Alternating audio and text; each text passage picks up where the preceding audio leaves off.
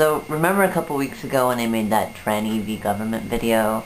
Got a lot of views, got a lot of responses. A lot of you called Nancy Pelosi or your congressperson. A lot of you followed Morgan's advice on how to find your local representative and contact them. And I think that we made a difference. I mean, what happened was right after I made this video, and I'm not saying I had anything to do with this, because I didn't. It just happened to be, you know, timing.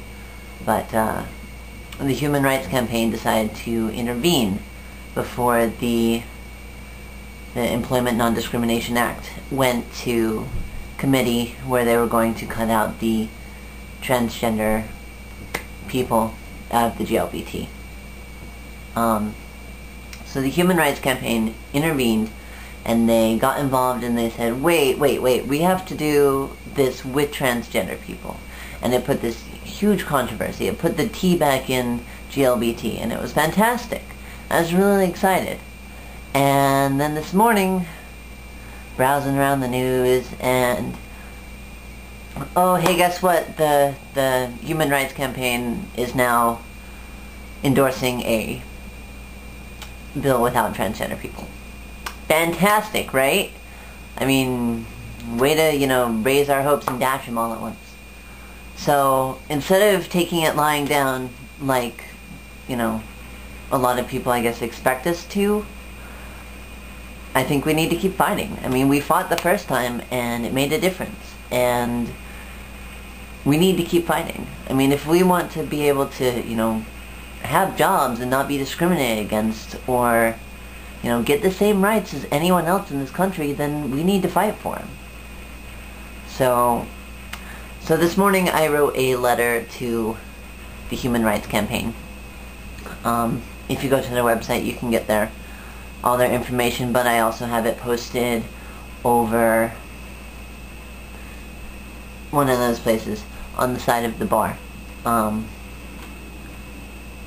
It's going to have all the email addresses of the executives and board members and everyone that you should contact, and, you know, just put it in the giant email and send them your feelings on this, because it's ridiculous. And there's also going to be a phone number for the Human Rights Campaign that you can call as well. And it's also going to be going across the bottom right there.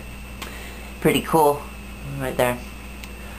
Anyway, so this is what I wrote, and this is an example of what not to do, because I was so pissed. And I wrote a pretty nasty letter. Dear Human Rights Campaign, way to go. You managed to provide a brief moment of hope for hundreds of thousands of transsexuals in this country, something we don't get very often. And then dash them all at once, something that does happen very often. So great job.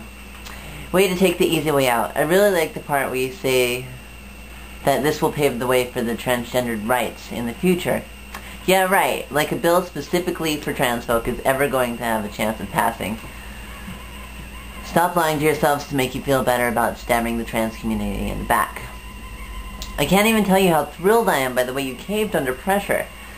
Well, if we can't get them all in the bill, then let's just toss out the most vulnerable. They're used to suffering and being discriminated against, so they won't mind. That's super classy of you. If you can't beat them, discriminate.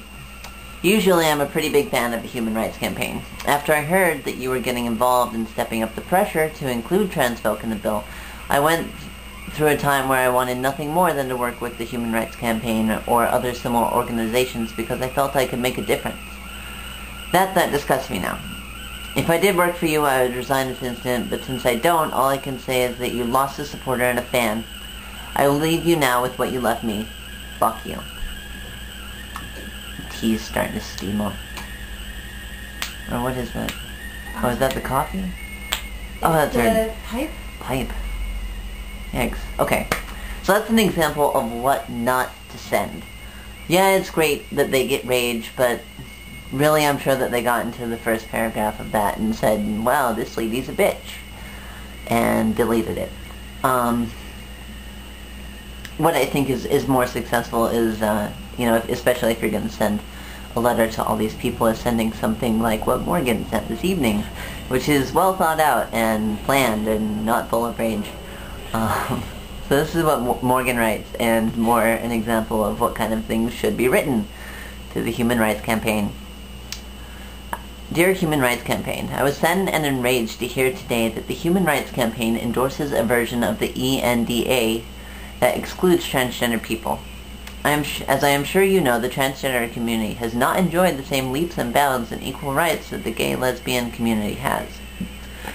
For this very reason, you gave up the fight for one of the country's most marginalized populations. The HRC has, in fact, stated that the transgender community is not worth the same fight as the LGBT community, which is completely unacceptable to me. I have long held the HRC up as an organization taking real steps to advance the LGBT community and advance our agenda. I cannot continue to support an HRC that ignores the transgender community. I would be happy to talk to you about this in greater detail. That's a very good letter, and that's what you should do, instead of angry rants to random people. Anyway, as I've been talking, you may have noticed all of the email addresses. They're over on the side.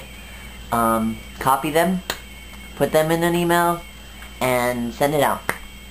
I mean, if we can't make a difference, we tried talking to Nancy Pelosi, we tried talking to our representatives, and what it took to make an actual difference was a big non-profit like the HRC to get involved, to actually make a difference, to make steps in the right direction. And now they're turning on us too.